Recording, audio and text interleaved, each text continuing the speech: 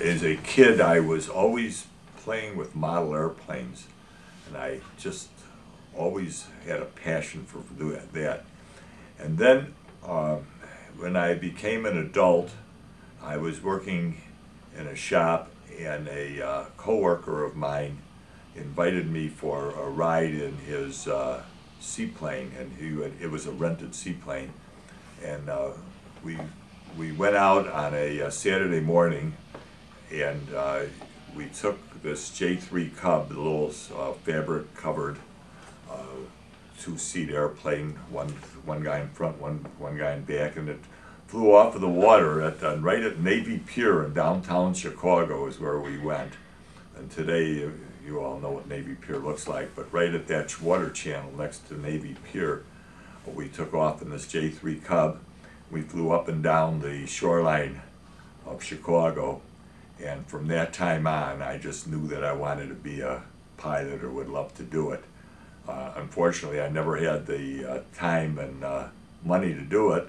I did try a couple times when I got out of the Army, but I ran out of money.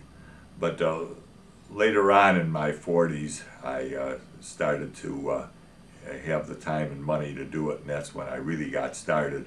But the spark that got me going was that simple ride in a J3 Cub right out of Navy Pier. It was a pretty nice thing to happen to a person.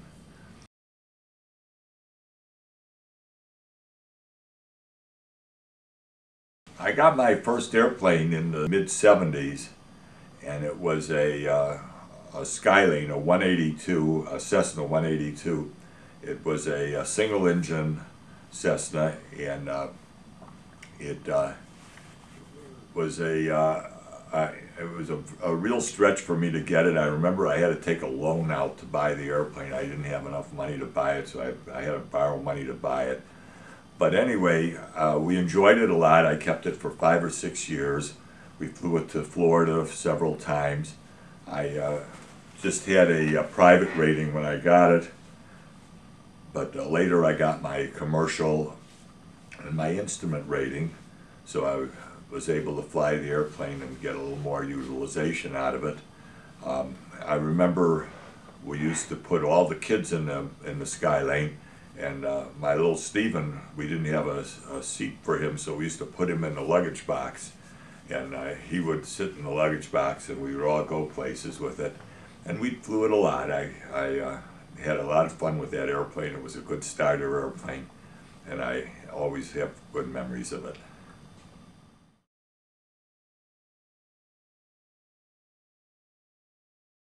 Two ingredients. One is the guy has to have, or the person has to have a passion for it and just love it. And if you have that passion, that's the first ingredient. And the second ingredient is experience. And the people that I see who are the really best pilots are people who do it for a living, are professionals in some sense. Airline pilots not necessarily, but a bush pilot in Alaska, or a guy who flies the power lines and flies small airplanes. The guys who are doing the crop dusting, that type of flying is where you really see the best guys in the pilot business. Those are the guys who are outstanding.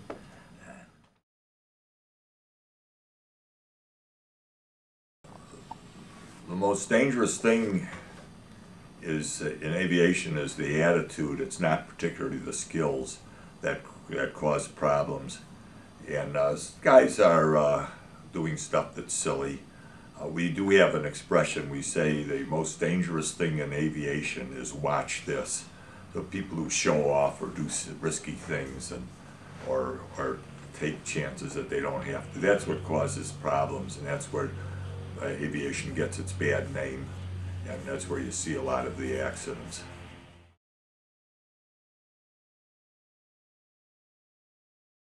I always like to go to air shows, and air shows are very well organized, and they're very closely monitored.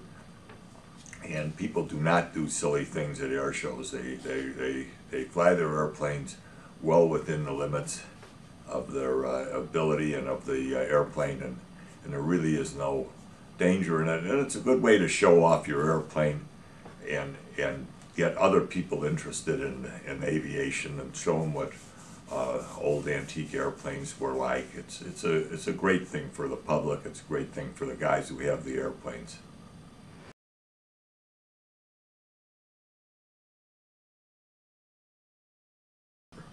I just came back from Sun and Fun in Florida. They had a great exhibit of a bunch of airplanes that people flew in. There was a real mix of different stuff. There was a home built, and there were the classic airplanes, and there were the warbirds, and anyway, they had an air show. The Thunderbirds were there. Everybody loves to watch the Thunderbirds. They had the Red Bull helicopter was there. They had Patty Wagstaff do her act. So it was fun to watch the various acts. And of course, for me, it was a chance to see a bunch of old friends, people I never see anywhere else. And we all seem to gather at these air shows, and we hobnob and sit around. One of the events was sponsored by Hooters. So they had the Hooter girls come there, and they had chicken wings and beer for us. So it really was a very fun evening. And that's what happens at air shows, is this chance to get together with your friends and talk and see and show everybody what you've been doing this year, and just kind of, it's just a get together.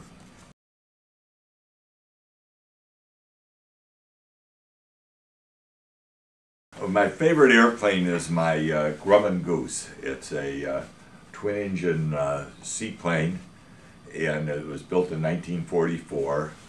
And it's an airplane that you can fly low and slow with. It lands on the water, it lands on the land. It gives you a lot of flexibility. And it's an airplane that you can I can bring my grandkids in and fly around and enjoy the fun of flying. And that's the airplane that I have, that if I said I was going to be left with one airplane, that's the airplane I would want to have.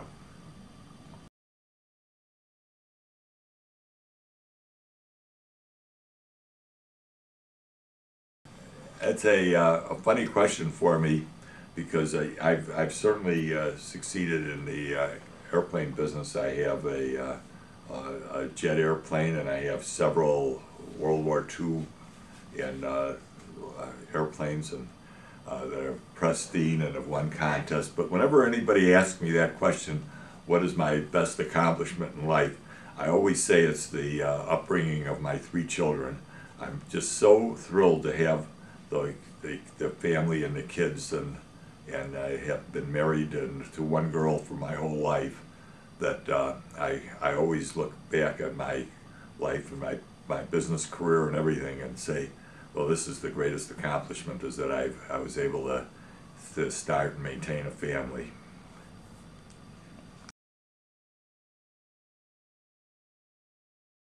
My goals are to really pass on the skill and the skills I've developed, and to teach, and to have my airplanes last way beyond me, and go to museums, and go to and be part of rich American history that we have.